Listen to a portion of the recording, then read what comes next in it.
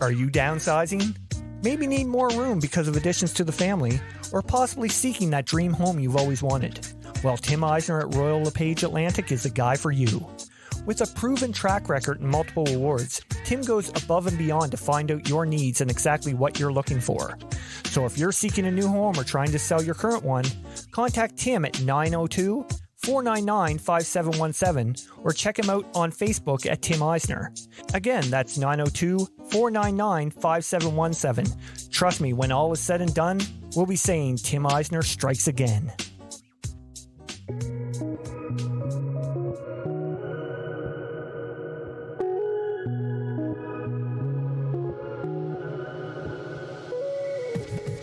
Hey, what is going on? Hope everyone had an amazing weekend. Welcome to Outside the Chute. I'm your host, Randy Frame. This week's OTC Player of the Week comes to us from the OC Batbusters 5th team as Oklahoma Sooner commit Jocelyn Erickson takes home the weekly honors. Jossie hit .676 with 8 doubles, 1 triple, 5 home runs, and a whopping 30 RBIs last weekend as they captured the U18 Alliance Fast Pitch Championships. Awesome job, Jossie. Best of luck with the Sooners. I'm sure we're going to be hearing your name a lot more in the coming years.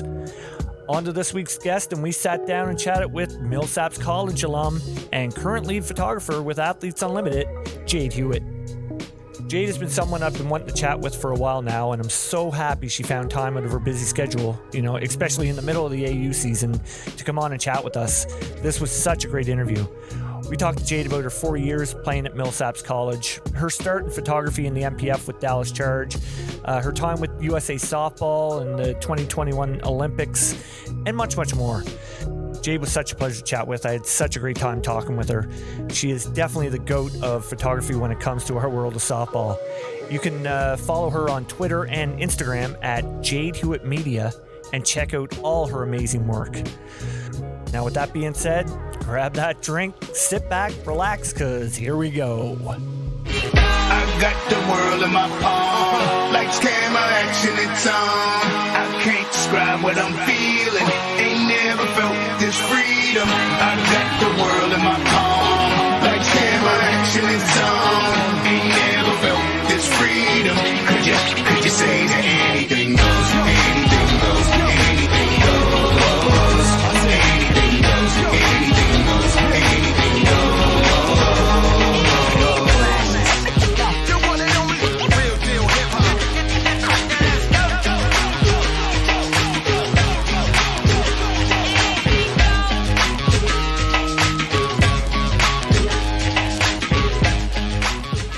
Okay, here we go. I am absolutely pumped, privileged. Can't think of another P word off the top of my head, but to be joined by the GOAT of photography when it comes to our game of softball, the one, the only Jade Hewitt. Jade, thanks so much for doing this. I'm so excited to be here. Thank you for having me. How are things going down in the Windy City today? Oh my goodness. Once season begins at Athletes Unlimited, you really buckle up and you just hang on. So right now we're having a rather low key off day. So things are pretty great up here. Yeah. What it's like, you guys, your off days are few and far between there, are they not? Yeah. During the week, it's typically just kind of rest and recover, staff included. We're obviously not going through quite the physical exertion the players are, but yeah, off days are really nice. Oh yeah. Well, you gotta, hey, I seen video of, you're right in the thick of things there. So, like you're bouncing off players trying to get the right pitcher, right? So it takes their toll on you. Oh, it absolutely does. Yeah. And I'm not quite as young as I once was way back then. So, but we're all dealing with it and we're all getting through it just fine. Right on. So how's the crowds been down there this year so far? Crowds have been great. We had a lot of people on Saturday in particular. And it's just so much fun because, this league started in the middle of COVID with no fans. And it's just fans are so just amazing and vital and can completely change, what the game feels like and how it goes. So it's been a lot of fun having fans. And especially in San Diego, we had a lot of fans and seeing those post-game moments with autographs and stuff just makes you want to sit in a ball and cry because it's so nice. Yeah, no doubt. Oh, you just bringing up AUX there. I actually didn't even have this on my thing, but I'm going to touch on it right now. How was it down in San Diego? Because I mean the atmosphere looked pretty fun. It was not long enough. I mean, by the time we got there, we were already packing up and leaving. Yeah. It was so fun. It's so beautiful out there. It's such a great city to be in. It was just kind of a fresh reset for everybody to just come in and have a lot of fun and get back in the swing of things. And yeah, I'm coming from South Louisiana. San Diego is quite a paradise. Yeah, no doubt. We were out there for like 3 days, and I looked at my friend Savannah, and I was like, "Yeah, I get why people live out here." Yeah, absolutely. I mean, I've been to the West Coast for a couple ball tournaments, a few years ago now, and I totally get the whole lifestyle down there. I mean, it could get easy to live in that lifestyle for sure. Absolutely. I was like, can I just stay here until we go to Chicago? And they were like, no, you have to get out. So, but it was a really enjoyable experience. And we had a ton of fun out there. That's awesome. So is AUX going to be a yearly thing now? I'm not entirely sure. I would think that it would happen again next year. I feel like this first year was really successful. But as far as when or where or any of those details, I have no idea, but fingers crossed. I hope so. Absolutely. Absolutely. Well, we have a little thing that we like to start the podcast with. I call it quick pitches. I'm going to throw out some random questions to you, and sure. Hey, you answer them as best you can. Let's do it. All right. First one. If you had to live off one meal for a week, what is it? Oh man, one meal for a week. Acai bowls? What is that? I don't know. So many other things went through my head before I settled on that. But I feel like I'm going to stick with that answer. What is it? And have you never had an acai bowl before? Jade, I have no idea what that is. I'm a Canadian. Oh, look, all I'm going to say right now is you're welcome. Okay. It's basically like if you took a smoothie and you put it in a bowl, but then you put like all the fresh toppings on top of it, like fruit and granola and honey and coconut. And oh, wow. I'm passionate about a few things in life. Acai bowls being one of them. So you might not want to get me started. Okay. But. Well, I'm gonna put that in my notebook to absolutely try, because that sounds delicious for sure. Next one, biggest thing you miss at Millsaps College? The daily interactions and relationships with my professors. Nice. What Hogwarts house would you belong to? Gryffindor. Okay. It's funny. I went through all the, of course I've watched all the Harry Potters, but I haven't watched them since probably mid 2000s. I guess the last one would have been when 2010 or 11, I think. Yeah. So that's about 10 years ago, 11 years ago. And my memory's going. So, but I went back to the house and I was like, well, what one would I be? And I think I'd be Hufflepuff. Oh, okay. You and Sam Fisher would be in the same house. I can tell you probably half the houses for most of the girls here. So, oh, nice. Yeah, we're a big Harry Potter community, but I'm definitely Gryffindor. All right, good to know. Most memorable moment from your playing career? Oh,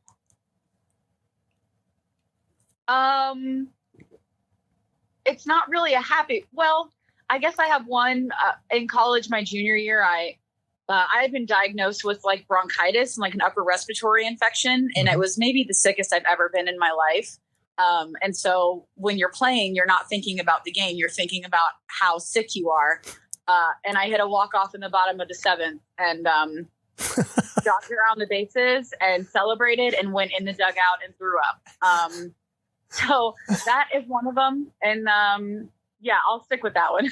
Hey, that's different. Then I had to catch bullpen in between games because we were a little light on catchers. So that was a rough day for me. Oh, that sounds terrible, having to catch a bullpen. One place in the world you haven't been but would love to visit? Yosemite. Huh. That was specific. I like it. Well, I'm actually going there in a few months. But if we're going outside of the States, I'm going to go with Ireland. Good one. Mine's always Italy. Italy is on my bucket list. Oh, you have to. It's so beautiful. So incredible. Yeah. What show could you binge watch the most? Vikings. Never watched it.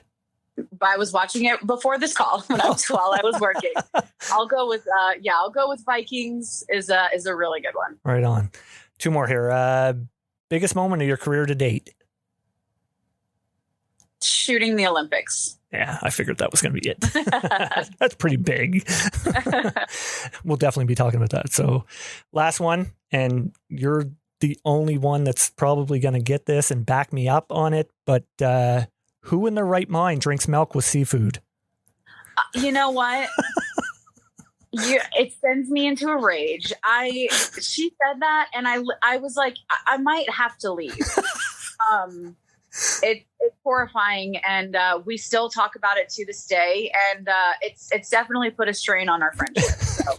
For any of our guests listening, it's former guest Sam Fisher that likes to eat seafood and drink milk with it, and I still don't get it. And you're right, it drives me insane.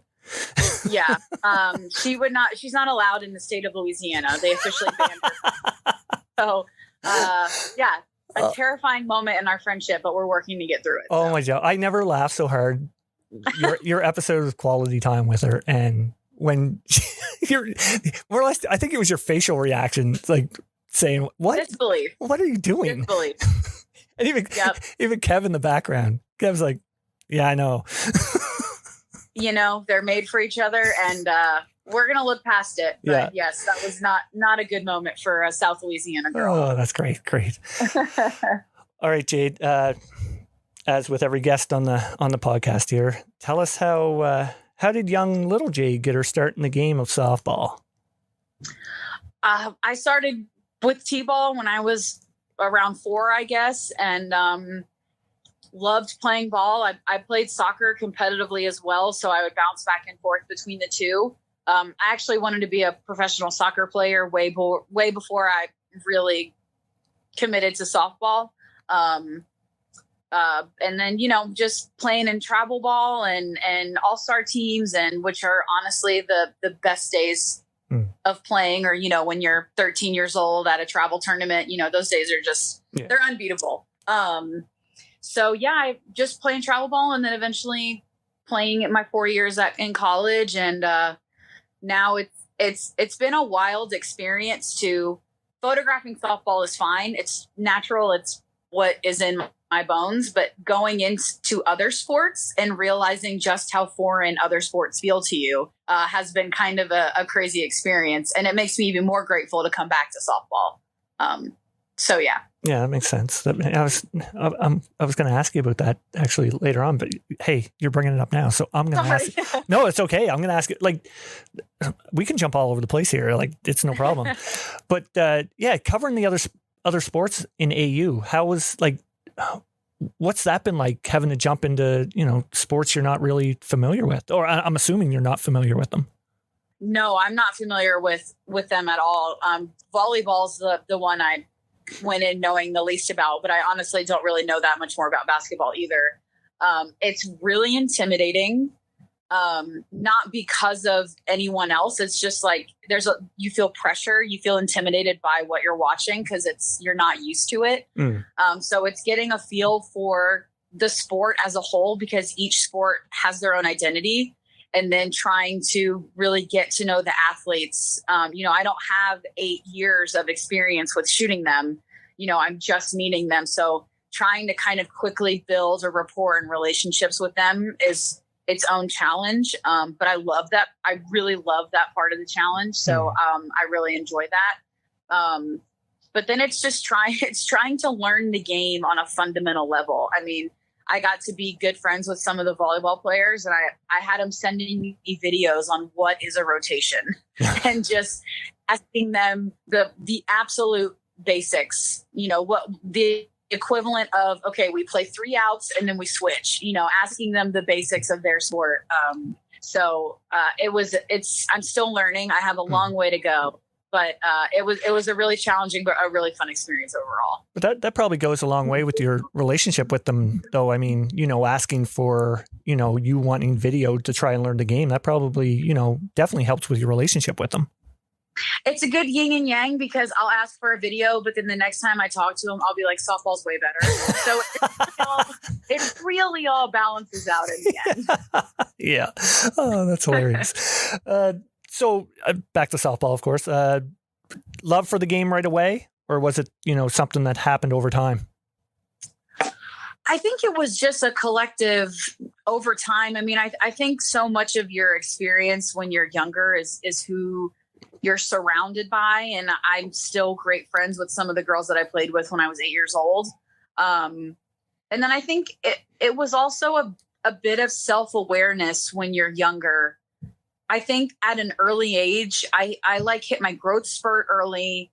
I was self-aware. Like, I knew I was bigger and stronger and smarter than the other kids when it came to gameplay, even really in soccer as well.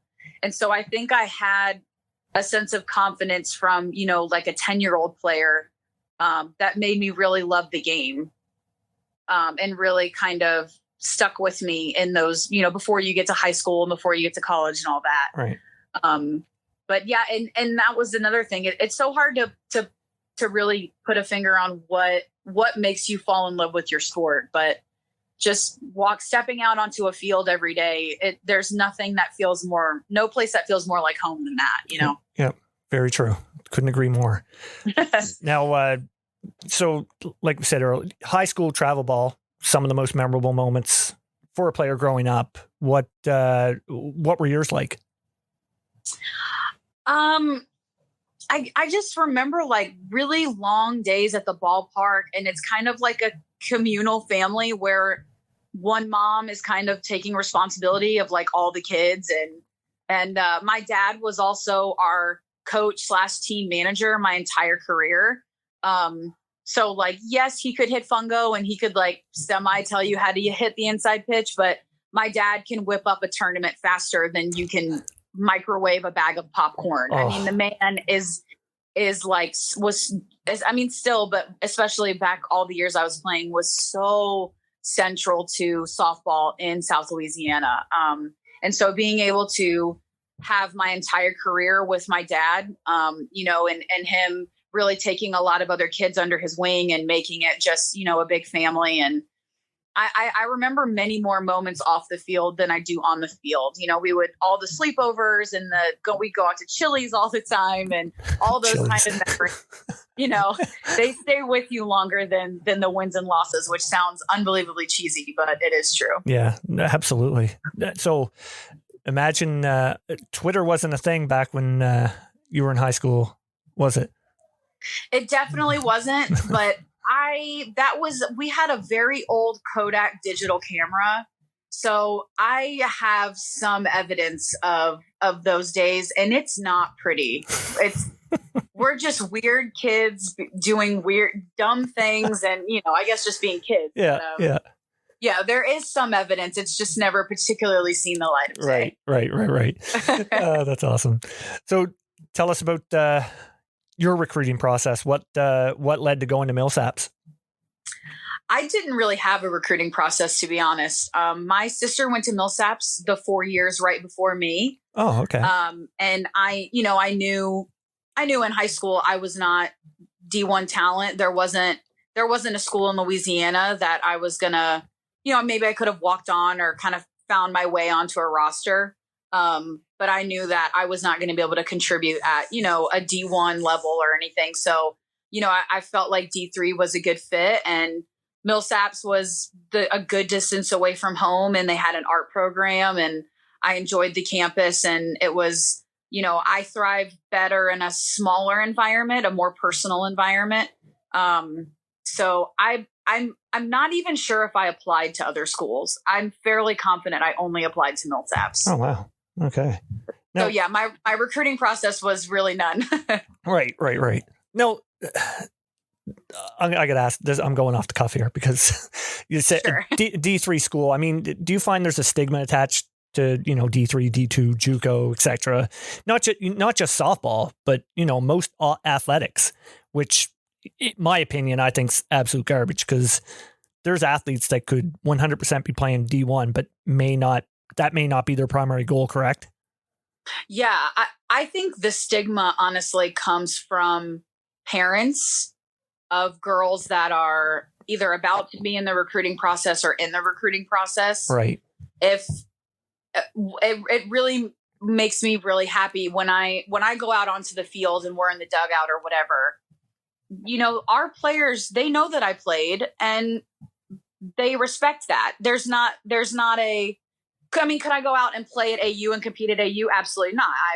I'm not that level of talent, right. But in the community and with the athletes and with coaches and all that, when you say you played college softball for 4 years, there's just a level of respect there, and people don't really care that it was D3. Right. I think that stigma just comes from, people who are intense in the recruiting process, and, only see D1 or only see the Women's College World Series with Oklahoma and Texas on TV and think that's the end all be all. Yeah. So I found that I've been just really surrounded by wonderful people that there's no stigma there at all. But unfortunately, I think, there definitely can be. Yeah. And I find today a lot of it are, the trolls on social media that are adding to that. Yeah, absolutely. And it's really sad because there's so many kids that only think they're going to go play at a major school. And then when that doesn't happen, they end up not playing at all. Right. They're not having that collegiate experience where you could have gone to a D2 or a D3 or NAIA or a JUCO and had a wonderful experience. It just you might not end up on ESPN, but is that really why we play the game? You know, you could still get a very good education and exactly. That should be the primary goal anyway. Exactly. Yeah. So anyway, there's my little rant. So, what was a typical day for you, like when you were at Millsaps? I feel like I always had 8 a.m. classes, which are just the worst. That's terrible. Yeah, up early, 8 a.m.s. I was a big napper, so I feel like I had a lot of gaps between classes, and I could come back and knock out a 30-minute nap like you would not believe. So there was usually a nap somewhere involved in the day, lunch middle of the day, and then because I was an art major, we had studio courses. So if you were taking a class that was a 4-hour credit, you would have a 1-hour class, and then you would have a 3-hour class, which was your studio. And those usually went from 1 to 4. So I would do my studio, and then I would haul butt to the locker room, change as fast as I could. And I was usually late down to practice. I think I drove my coach nuts for 4 years. But it was a sprint down to practice, usually no training room or anything like that because there wasn't time. Right. We would practice, we would get up, we would run up to go try and make the calf before it closed. And then I would go straight from dinner to the library where I worked in the library until 9 or 10 or something at night. And then, the day kind of repeats. Holy cow, those are long days. Yeah, the library job was so cool and I absolutely loved it. So yeah, the days could definitely be long. I'm telling you, that nap in the middle of the day is key. Oh, 100%, no doubt. So what was campus life like there? Was it like, you guys had a football program as well, did you not? We did. We had a football program. The amount of students on campus is like maybe 1,100 or 1,200. Oh, okay. And I think some crazy stat, like half of us were athletes and half of us were Greek. Greek? So, yeah. We had 5 fraternities and 4 sororities, I think. I was actually a Tri-Delt, which still kind of makes me laugh when I look back on my college life. But I really wasn't super into like campus life and being out and all that kind of stuff. I was more of a hang with your teammates, right, play Mario Kart, or go in the art department and work on my art and paint on a Friday night or something really lame like that. Yeah. So and you can't beat Mario Kart either. What a game. Yeah, we actually had the hallway my senior year because, the dorms were co-ed, and somehow we were on a hall that was all boys and then us, and all of them played baseball. and there were like 4 suites in the hallway that all had N64s and Mario Kart. No So way. there was constant yelling out of our floor because people are playing Mario Kart. And, that's a point of pride when you play Mario Kart because it gets competitive. So Absolutely. yeah, definitely had some fun nights in the dorms playing Mario Kart. Oh, that's fantastic. Now, did you know when you graduated in 2012 that video and photography, was going to be your career path, from a sporting side of it, or did that play out in New Orleans? And just wait, before you answer that, it took all my power to say New Orleans because being from Canada, I always say New Orleans. Oh, gosh. Oh, my goodness. God bless you. Yeah. Well done. Well done. Yeah, I knew I wanted to do photo and video. When I graduated college, when I graduated undergrad, I'm not entirely sure that I was super dead set on it being in sports because I did go into film school. When I was in film school for grad school, that was when I knew I didn't want to live the film life, that I wanted to be back in sports. So, but film school was still a wonderful experience and I learned a lot. I just knew that I did not want to be, on the film set life. Right. Yeah. I imagine some of the stuff you took from film school would definitely help you right now. Would they not? Yeah. Oh, absolutely. I mean, everything from just the basics on how does a camera operate to having influences and watching films and merging, what inspires you and all that kind of stuff. Yeah, absolutely. I'm still using all that today. Right on. So how did the opportunity with Dallas Charge come about in 2015? I called and begged. It was, so I was still in grad school at the time, but, you have your summers open and no one is shooting their student films over the summer.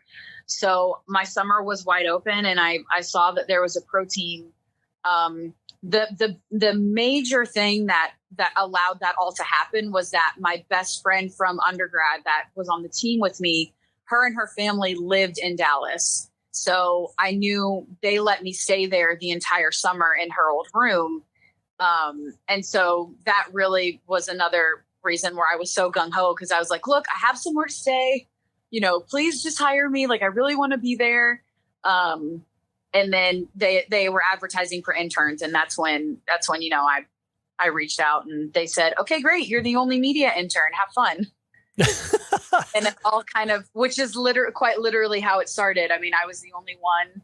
And I came with a 3-page document of ideas that I wanted to do. And I showed it to our general manager and he handed it back to me and he was like, great, send it to me when you're done. And that was it. And off we went. Wow. So how was it was unbelievable. I don't think it'll ever happen again. Like how was that initial, jumping into seeing the pro side of the game? That must've been, pretty cool. It was amazing. I had only been to maybe 1 or 2 pro or all-star games. And so I was very excited to be there, but the players and the team were what made the entire experience, because no one cared that I was an intern. They were all just so excited to be on that journey for themselves and to have media and content. That the players absolutely laid my foundation. And that's why I'm here right now, was because of that first summer, and the positivity and encouragement that they had was just, it was magical. And it really, really set me up for success, later on in my career. Right on. That's awesome. Who would have been on that? Who was on that? Was Ashley on that team? She was with Dallas, wasn't she? Ashley Burkhart? Yeah. Yeah. Oh, she definitely was. Oh, she right was on. Unbelievable. Angie Kyocho that was her last year. Lauren Hager, Nadia Taylor, who was still playing at AU. And so she's the one that's been, I've been with her for my entire career. Danielle Henderson, Jolene Henderson. It was a phenomenal group of women who just embraced me and encouraged me. And I look back on a lot of the work I did in that first season and I'm like, oh my gosh, this is terrible. But I was surrounded with unbelievable women who were just nothing but amazing. So very, very lucky. That's awesome. That's fantastic. Yeah. So, of course, from there, you moved on to Scrapyard Dogs for a few years where you were the media director. Is that correct? Yes. Media director for Scrapyard Sports, Scrapyard Dogs. Yeah. The Scrapyard entity. Yeah. I imagine your time there must have been, pretty rewarding, as far as gaining the knowledge that you have today. Yeah, I had a tremendous freedom there that, again, was just really lucky to have. And I was able to, those were, I feel like, the years where I was really figuring myself out creatively. And I had the leeway to try and fail and to work my way through finding what's good and what's not. And, when you're doing photo, video, graphics, and social media, you're covering a lot of ground. And so that experience there was just a wonderful place to learn and to just understand yourself creatively, and to a lot of growth happened in those years. No doubt. Now, you guys won in 2017, was it not? Was it 2017? Correct. Yeah. We were actually in Baton Rouge playing at LSU. My family was there, and yeah, it was, that was one of the hottest days I think I've ever experienced in my life. And didn't Monica pitch 14 innings? She absolutely did. Pitch 14 Holy that day. God. One of the most unreal performances that you'll ever see on a softball field. 100%. I mean, yeah. Oh, that's unreal. Like I'm a pitcher myself, and I've had to throw the occasional doubleheader, but I mean, it's been, like a Thursday night league, which doesn't really mean anything. You know what I mean? Like, yeah. But to do it on that stage, what Monica did, that's absolutely amazing.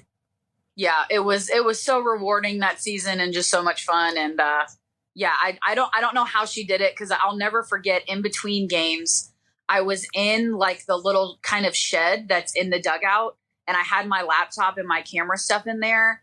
And I literally just stopped and thought to myself, I have never felt this hot in my life. Like, I think this might be the end of me. So how she went out and they all went out and played for 14 innings that day, I will never understand, but definitely a fun day. No, I mean, it probably goes to show why she's been so successful and, her career. Like, it's that drive. It's definitely the drive of an elite athlete, I would say.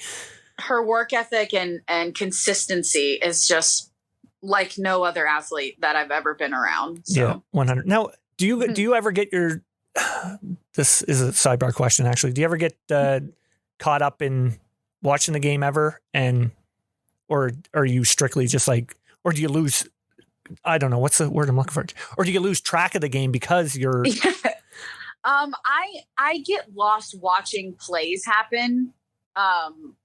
Like if someone hits a home run, I absolutely want to watch that ball sail out of the yard when I probably should be taking photos of the person that just hit it. Right. So I get caught up in the plays. In really big games, I tend to just forget things. Like, I'm not going to say I black out, but there's a lot that you actually miss when you're photographing games. And until you go back and like watch the game or highlights, there's a lot from that championship day I don't remember. There's a lot from Worlds in 2018 with USA that I have no recollection of. So there's a lot of it can just be kind of spotty. Watching the highlight. Oh, when did that happen? Honestly, when I remember after 2017, when we won, I was cutting our championship video and I was like, I have no recollection of this happening. So, it happens occasionally for sure. Oh, that's hilarious. You just mentioned USA Softball 2018. How'd the opportunity with USA Softball come about? I had met some of the staff members when they had come down to Houston, and they had reached out about shooting their annual meeting. And I think maybe that year was in like North Carolina or something. So I went to annual meeting and covered it and did, photos and video of nothing that was on the field. But that was kind of the first time that I really joined them for anything. And then, with as much as I love the national team and I love the pro side, that was kind of from then on, I got to kind of start working my way into shooting selection trials and games and pro games they would play. And then that eventually led to world championships in Chiba in 2018.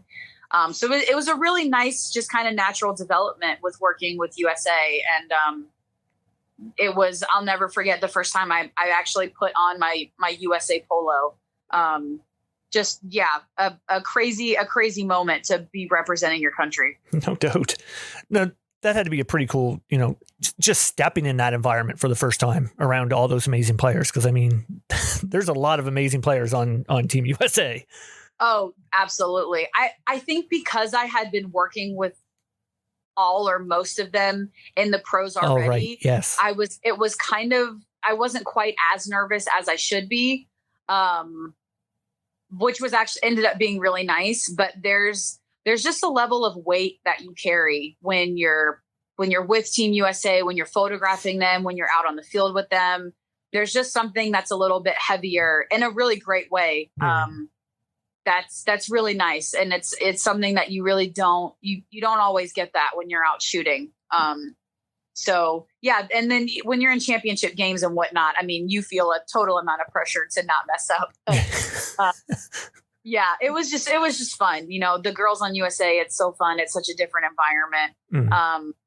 And just really enjoying, above probably all else, getting to just watch these girls and getting to watch my friends live out their dream, which, again, that probably sounds really cheesy, but it's just so special to be able to watch them in the moment, put on the USA jersey and get to do what they always dreamt of is really special. Right. Well, I mean, realistically, you guys, it's not just the players, it's the whole organization. You guys are a family. So, I mean, of course you're going to take absolutely. that big sense of pride.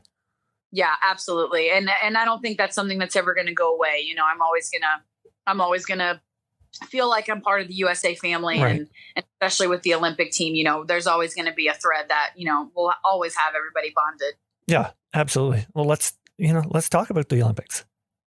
How amazing was that experience? It was unbelievable in so many ways. I mean, in some ways it was so strange because you had built up this idea of the Olympics for so long. And then it turns out that it is the Olympics, but it's not anything like what you thought because of COVID.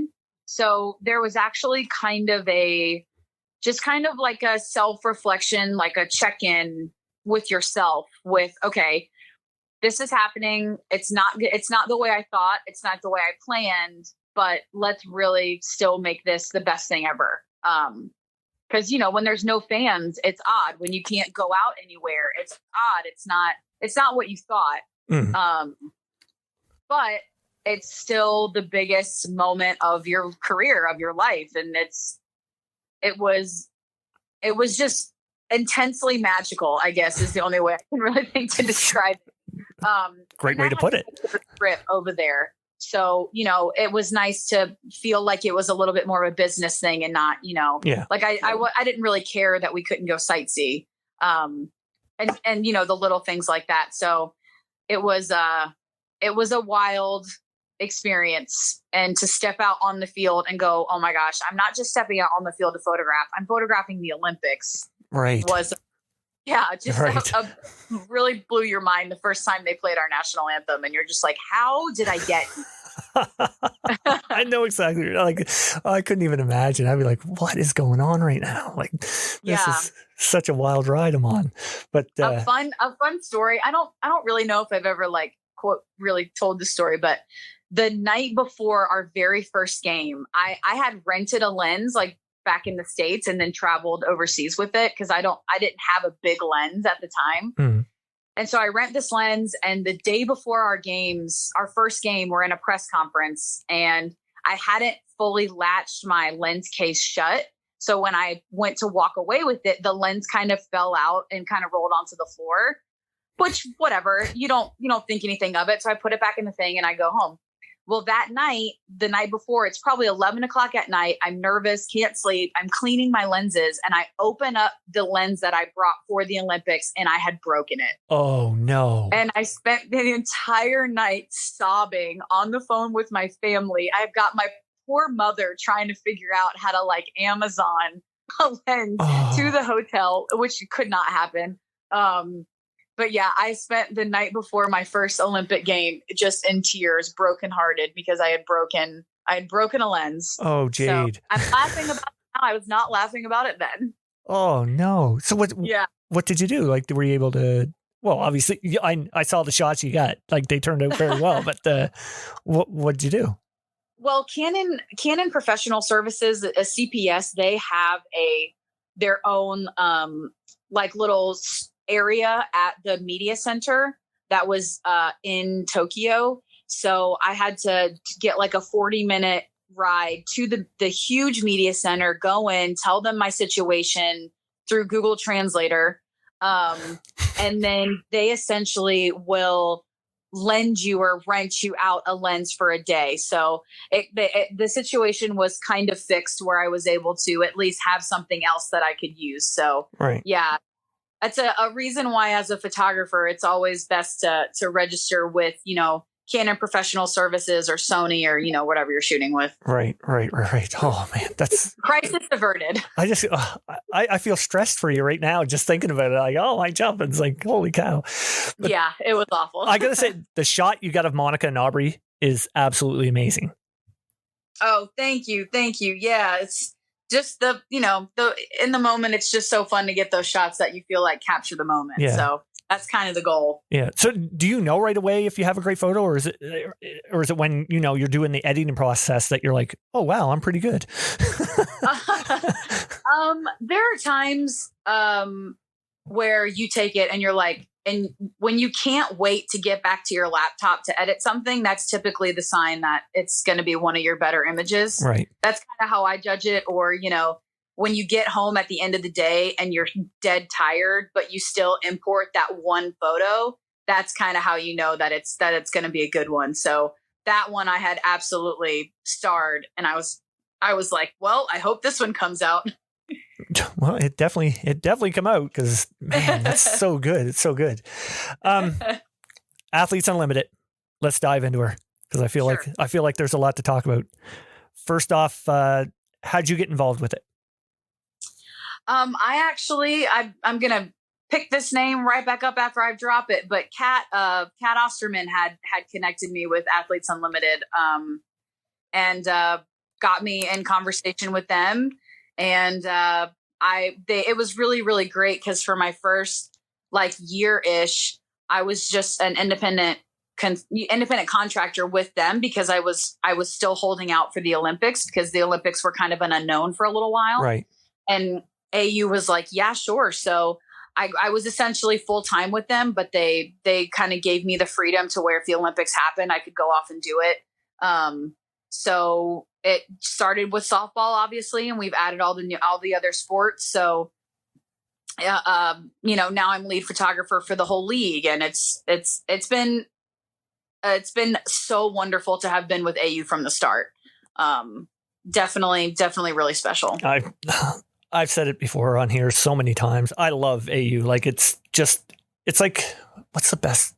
It's like a breath of fresh air, I find. Absolutely. That's what I find, like, as from the softball point of it, because, that's the game that I'm used to, right? And, just when it was introduced, like a draft every week to get, and the whole point system, I was like, this is fantastic. This is like just a different element to the game that, I felt like it was going to pull in viewers, and it definitely has. A breath of fresh air is absolutely the best way to describe it. I think the other one too is it's so fun. I mean, it's so much fun. Yes. The girls, that when they play internationally and all that kind of stuff, like I said before, there's such a weight and kind of a pressure that comes with that. And then they get to come to AU and just let it go and just, play for them and play to have fun and play to enjoy it. And you really see it, whether it's in content or broadcast or, or the way that they talk about the league. It's so much fun. Just natural, organic, just such a good time. And that's really special. And that's really fun to photograph. Absolutely. It has to be. That's another point. That's one of the biggest things I found right away watching it was, wow, they're having so much fun playing this game right now. And that's when I kind of talk smack to the volleyball and basketball players, and they're like, no, we're better. I'm like, guys, look, in AU season 1, there was a team called the Orange Crush. And when they hit a home run, they would literally chug an Orange Fanta at home plate. That's right. You cannot tell me that your sport is more fun than that. Oh, that is so true.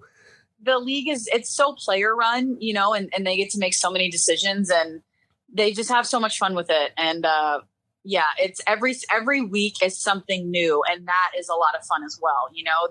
The teams pick new names and identities and props and this and that. And so even though our schedule is repetitive, week to week, the girls are just injecting newness with every team that they're on, and it's fun to capture that. Absolutely. And I mean, you're right there in the middle of it. I mean, what's it like to be right there in the action?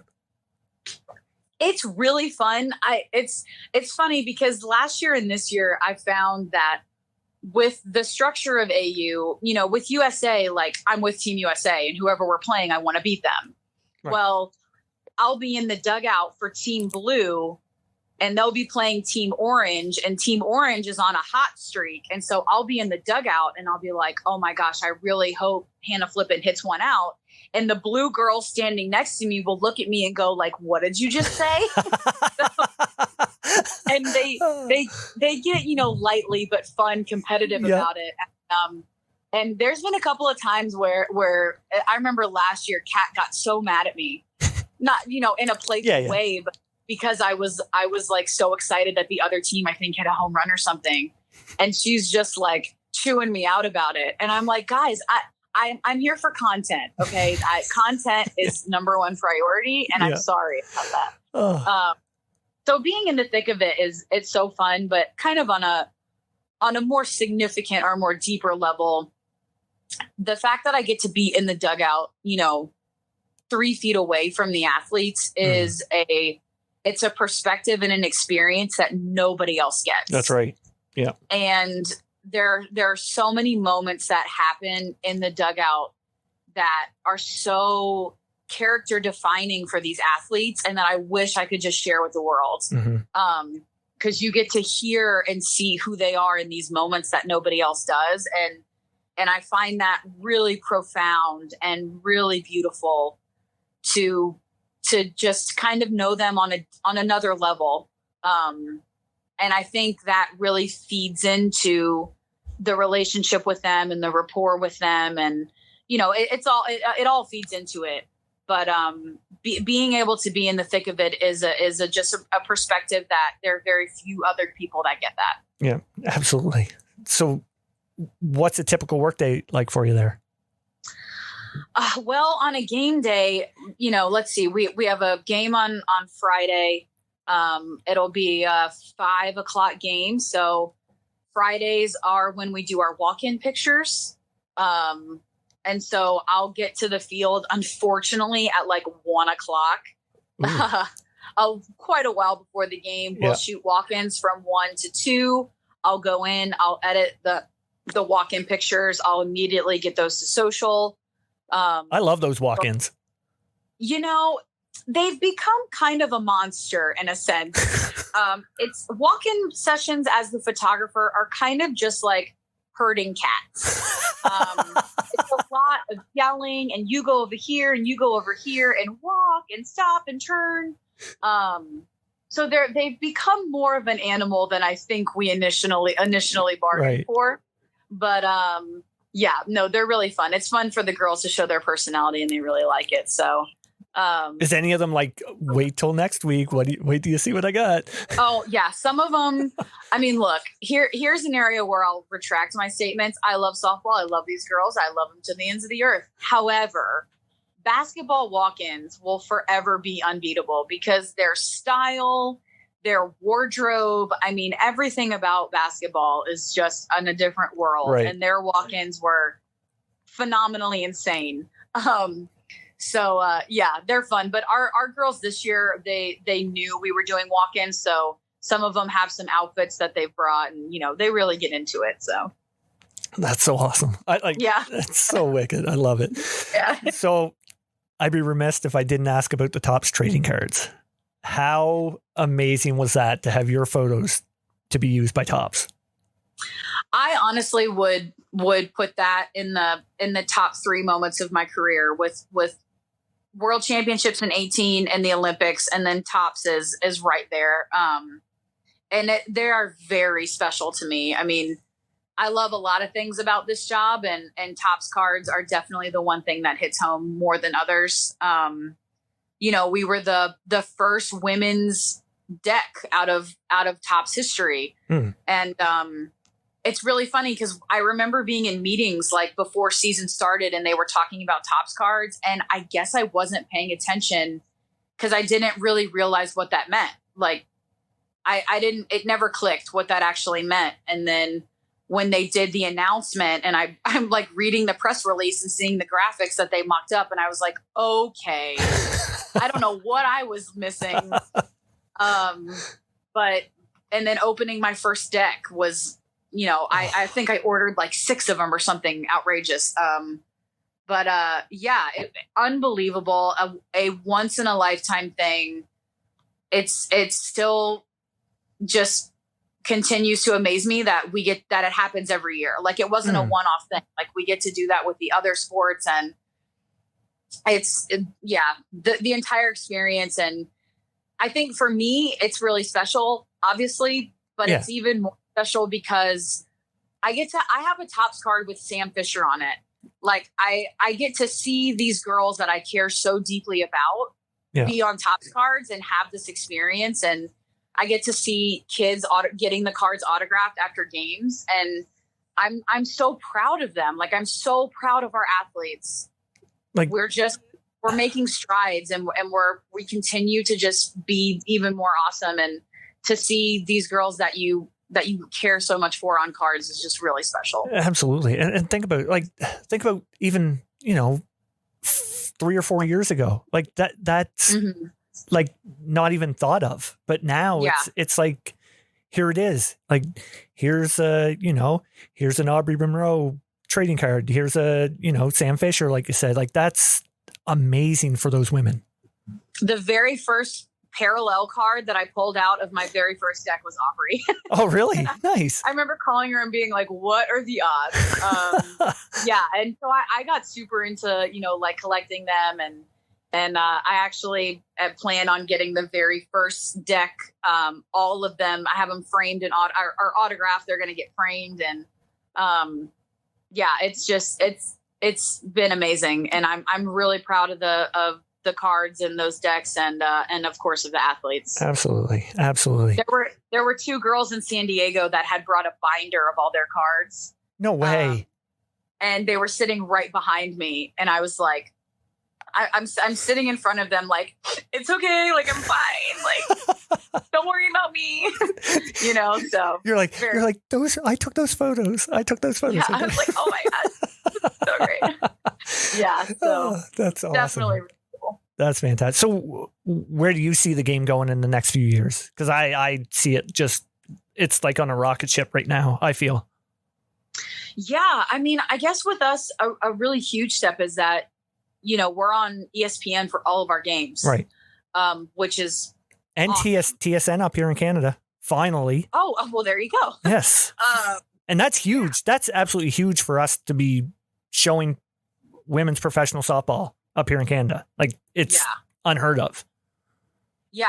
I mean, if you would have asked me this a year or 2 ago, I probably would have said full ESPN coverage. And now that we're here, I mean, the only thing I can really think of is just more people at the actual games themselves. Right. I mean, right now we're watching women's soccer explode. I mean, women's soccer has always been, a pace setter for women's sports, them in basketball. And now every morning I wake up and I get on Instagram and I see that another women's soccer game has sold out, or 87,000 people.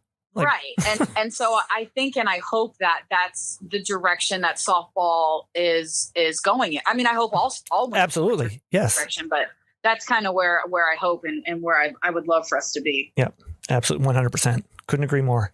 Yeah. Little thing I like to end the podcast with, I call player association. I'm going to throw out some names to you. Touch on it. If you have a story, let the story fly. Anything you want. So. Oh gosh, this might get me in trouble. It's all good. First one, Carolyn Thompson. Caroline Thompson? Yes. Like from college? From college. Oh my gosh. She's the head coach there now, is she not?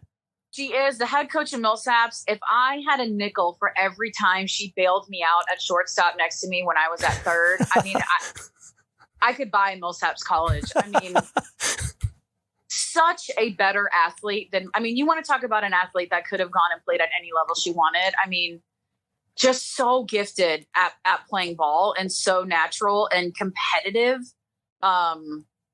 Yeah, geez. I just, you know how many balls in the 5-6 hole that I didn't get to that she was like, I got this, get out of my way. Oh, well. That's reassuring though. Being out there and be like, she's got it. Yeah. I have quite a few good Caroline stories, but I'll go with that one. Okay, perfect. Next is Aubrey Monroe. Oh man. Probably photographing her or videoing her wedding was probably a fun one. She had asked me if I filmed weddings, and I looked her in the eye and I was like, no, I will never do that. I literally was like, no, I love you. I consider you one of my closest friends, but absolutely not. And she kind of wore me down. So I went out, I shot her wedding. The minute the wedding was over, I called my mom and cried because I was like, I think I did so bad. Yeah, being able to be there for her wedding and was a lot of fun, really fun. That's pretty good ball player too. Oh my gosh. The first time I ever watched her throw down, I had to physically pick my jaw up. It's ridiculous. It's so obnoxious. Just someone who is that good at what she does. And she's also a really nurturing person and is really great at looking at, being able to work with pitchers and work with others and just be really selfless. Mm-hmm. So I think that Aubrey most certainly taught me way more about just life and about growth than anything on the field. Fantastic. Yeah. Monica Abbott. Oh my gosh. Monica, geez, what's a good Monica story? Man, I'm trying to think of one. God, I feel like I've known her for forever now that I probably should have a better story and an immediate story in mind than what I actually have. God, I don't know about something in particular. Besides throwing 14 innings in the heat, I mean. Besides throwing 14 innings in the heat, yeah, that would definitely be one of them. I don't know. Monica was always she was open and fun and was like willing to do photo shoots and experiment with things. And that's not always the case when it comes to pro athletes. Right. Actually, you know what? I remember one time she was in town, I think between like Japan seasons and seasons here in the States. And we were like playing catch outside the office. And then eventually she started to, get warm and like throw. And so I was like, you know what, let me stand in the box, let me just see what this is like. A former player myself, like I've been in the box against people. And when I tell you that it was a true moment of fear when she released the ball, that like I stepped backwards as if someone was like punching me, like a true moment of like my life could end right now. So to all the hitters out there that hit Monica, they deserve a medal because it's terrifying. Yeah, no doubt. I mean, yeah, terrifying. I think she has the record for the fastest pitch ever by a female. I think it's like 74, 75 or something. Yes. That's ridiculous. It's terrifying, but yeah, that was really fun. I stood in there for one pitch and I was like, okay, I'm good. I had that experience and I'm good. Thank you. No, let's end this. Yeah. All right. Two more here. Kat Osterman. Oh my gosh.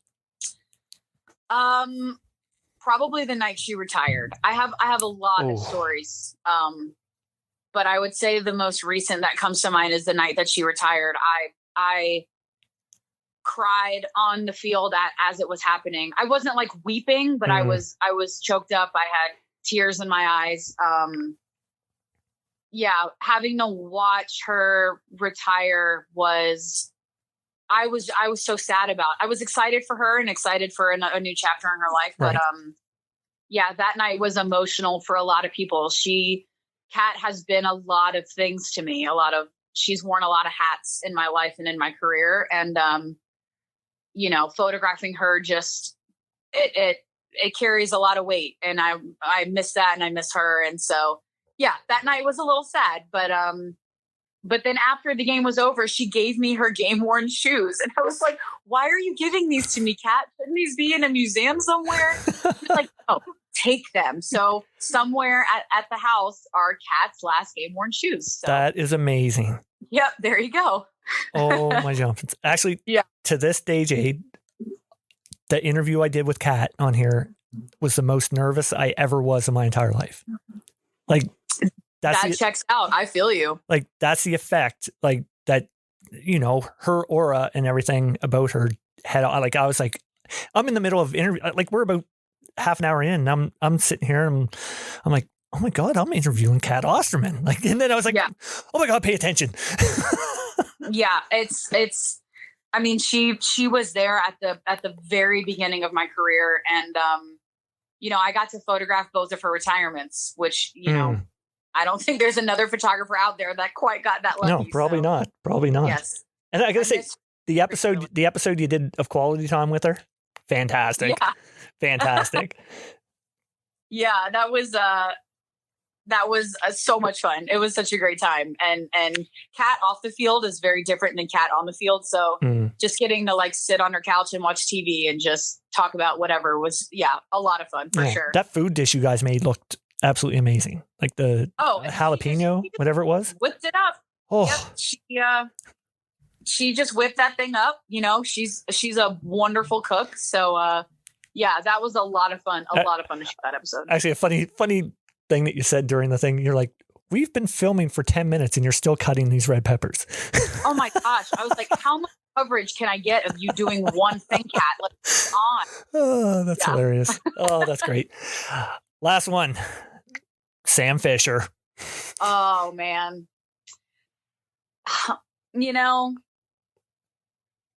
I just have, God, a specific story. Jeez. I'm going to love this.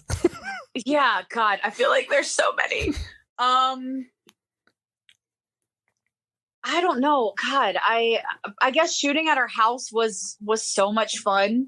For the vlog. God, I'm so nervous right now. I'm like, what's a really great Sam story? I don't know. I think maybe she's one of the ones where getting to be with them in the dugout's really special. Where did you guys meet? We met at Scrapyard in 2018. And then I got to really get to know her in 2019. Okay. That season. So she hasn't been quite as long as some of the others. But God, I don't know.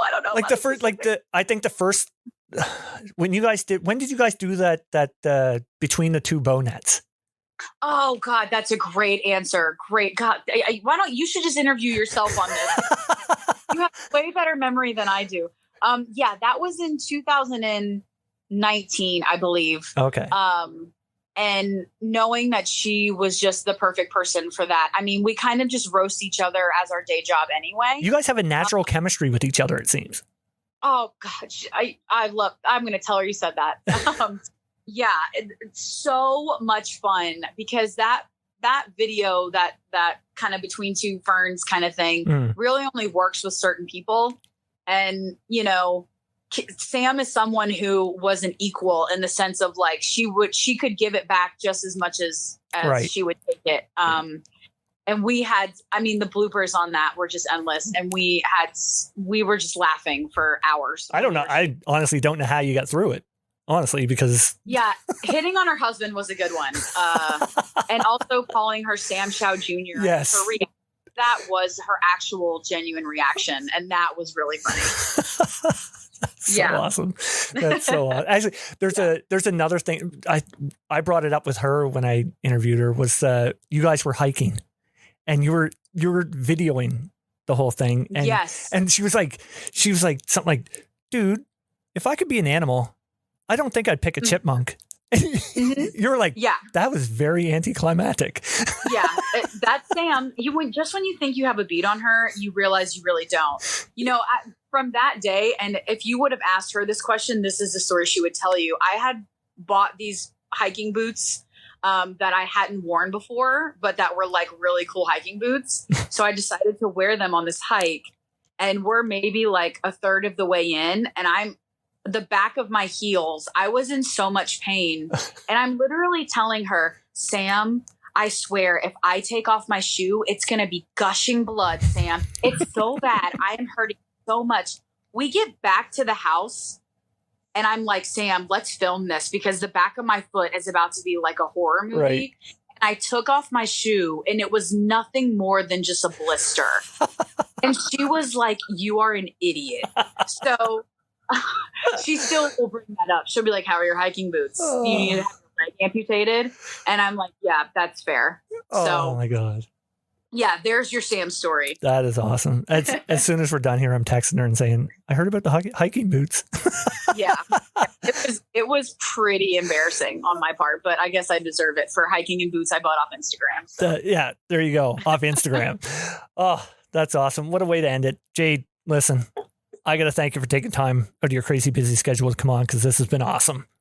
No, I thank you. And the outlets out there that are, like you guys that are devoting, the waking hour every single moment to softball and to bettering this game and covering this game and giving the athletes and everybody, the attention and respect they deserve. I mean, it's wonderful. And I hope you guys know how, you're another clog in this clock or the wheel and whatever the term is, you guys are phenomenal. And so this was, I've never said yes, probably faster to a text than when you reached out. So thank you.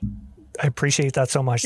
Listen, hey, not only do you capture the best photos from our game, but those photos help promote the game, which in turn inspires others to play the game. So again, thanks so much. Well, that's just the feel-good thing I need on the end of my day. So thank you for that. There you go. All right, Jade, take care. You as well. Thank you. I read the rules before I broke them. I broke the chains before they choked me out. Now I pay close attention, really learn the code. I learned to read the map before I hit the road. Hey yo, I know you never heard this before, but I'd rather lose a fight than miss the war. And I ain't wishing competition or fishing for it. I'm just living in a system, conditions are poor. I've been lost in the rhythm and misinformed. Too many late nights hitting the liquor store. Too many bad decisions, half-ass attempts. No sweat, no fear, no blood, no tears. I go hard, and I ain't making up no excuse. I'm overdue, I don't do what I'm supposed to do. Cause if you think about it, man, we supposed to lose. It ain't all picture perfect ocean views. No, I was a first-class rookie, taking out bullies in my all-black hoodie. Man, a mystery, you know the history. Get it or forget it, cause poof, I'm out of here. I read the rules before I broke them. I broke the chains before they choked me out. And I paid close attention, really learned the code. I learned to read the map before I hit the road. We say, nobody's gonna see me coming. Nobody's gonna hear a sound. No matter how hard they try it, no stopping me since I found my inner ninja, my inner ninja, into Hey, yo, I've been high and I've been real low. I've been beaten and broken, but I healed though. So many ups and downs, roughed up and clown. We all got problems, but we deal though. I'm trying to do better now, find my inner peace, learn my art form and find my inner chi. When my back's on the wall, I don't freeze up. Now I find my inner strength and I re-up. Here we go. I know I never been the smartest or wisest, but I realize what it takes. Never dwell in the dark, cause the sun always rises, but gotta make it to the next day. It's a feeling that you get in your lungs when you run, but you're running out of air and your breath won't come.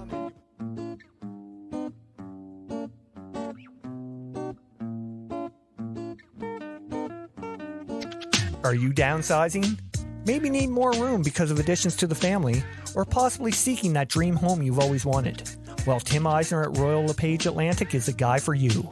With a proven track record and multiple awards, Tim goes above and beyond to find out your needs and exactly what you're looking for. So if you're seeking a new home or trying to sell your current one, contact Tim at 902-499-5717 or check him out on Facebook at Tim Eisner. Again, that's 902-499-5717. Trust me, when all is said and done, we'll be saying Tim Eisner strikes again.